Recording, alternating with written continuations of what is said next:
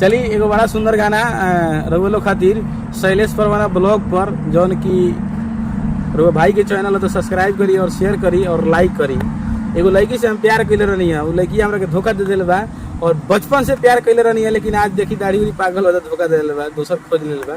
एक पर गाना सुनावल चाहते हैं यही दूसरा कोई खोज बा तो ना खोज दूसरा कोई। अरे भाई हम सब चक्कर में ना रहनी, ठीक बाटे, एगो से प्यार कोई नहीं लेकिन ऐसा धोखा दे हमारा कहे का मतलब वो नहीं केनु, हमारा कहे का मतलब ये बा कि तू दूसरा कोई से बियाह कर सकत रह, वो दूसरा कोई खोजियो नहीं कर सकत। बियाह नु कइले बानी भाई, प्यार एगो अलग चीज होखेला। अगर बताई अगर केहू के गाँव ही में अगर 50,000 के महीना मिला था तो बॉम्बे या विदेश लावड़ा लहसुन में दुनियादारी में गैला कोनो मतलब बाजी और वो लोग समझ सकता नहीं।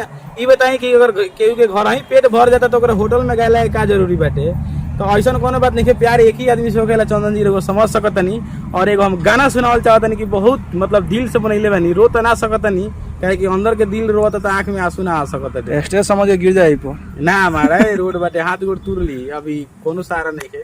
चलिए एगो गाना से सेवा रही वो लोग के अच्छा लगी तो बस शेयर और करें। एगो लड़की से प्यार कैले बा, देखी भाई जब लड़का दिल तोड़ देता, लड़किया जब दिल तोड़ देता तो लड़का का कहता गाना के माध्यम से।